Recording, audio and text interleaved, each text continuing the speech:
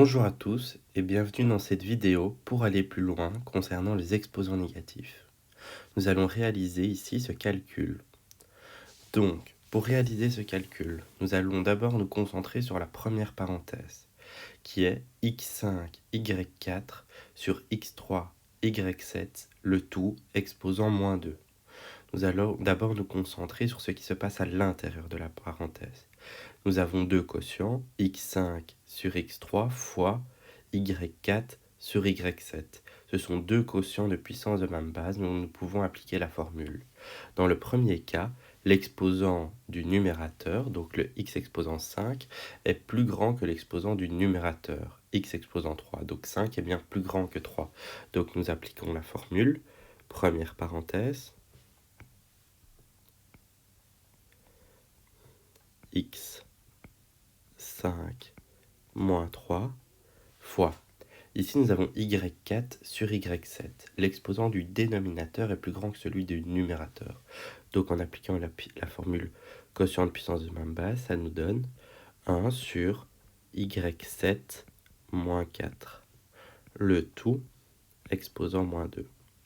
Fois la deuxième parenthèse. Ici, nous avons x4, y3 sur x6, y2, le tout exposant 2. On applique la formule quotient de puissance de même base, donc 1 sur x exposant 6 moins 4. Pourquoi 1 sur x exposant 6 moins 4 ? Car la puissance du dénominateur est plus grande que la puissance du numérateur. Ensuite, nous passons au y.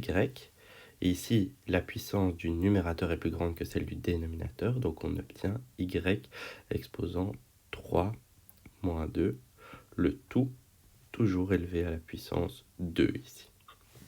On continue. Donc x3 moins 2, ça nous donne x carré sur y exposant 7 moins 4, ça donne y exposant 3.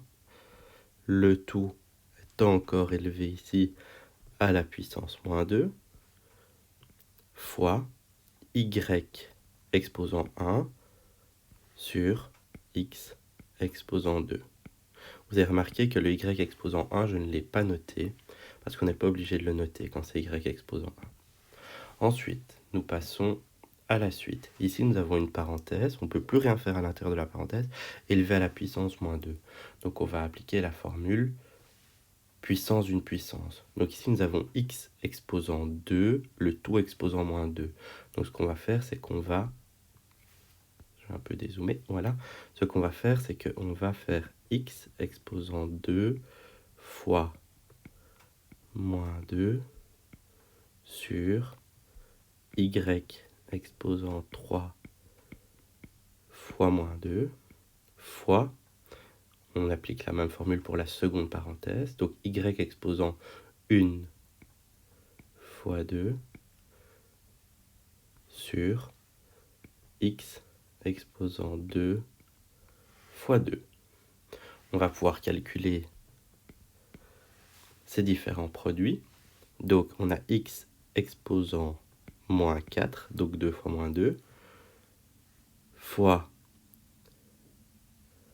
y exposant 1 fois 2, ça nous donne 2, sur y exposant 3 fois moins 2, ça nous donne y exposant moins 6, sur x exposant 4. Maintenant, on remarque qu'on a un exposant négatif au numérateur et un exposant négatif au dénominateur. Si on suit la formule que je vais noter en rouge ici, on se rappelle que si on avait x exposant moins n, ça nous donnait 1 sur x exposant n. Et de la même manière, si on avait 1 sur x exposant moins n, c'est la même chose que si on avait x exposant n. Donc, on va suivre la formule. Ici, mon exposant négatif est au numérateur, donc il va passer au dénominateur. Et mon exposant négatif qui est au dénominateur, si on regarde la deuxième formule en rouge, l'exposant va passer au numérateur. Donc ça va nous donner y6 y2 sur x4 fois de nouveau x4. Ici, on a un produit de puissance de même base. Donc le produit représenté par le signe fois de puissance de même base.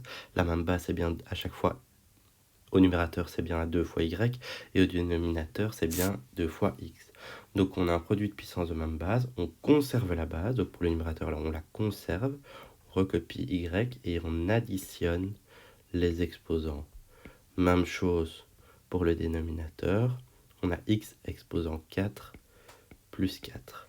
Ensuite, il nous suffit d'additionner les exposants, et ça nous donne y exposant 6 plus 2, y exposant 8, sur x exposant 4 plus 4, x exposant 8. Voilà, la vidéo pour aller plus loin termine ce calcul. Je vous remercie de m'avoir écouté et à bientôt.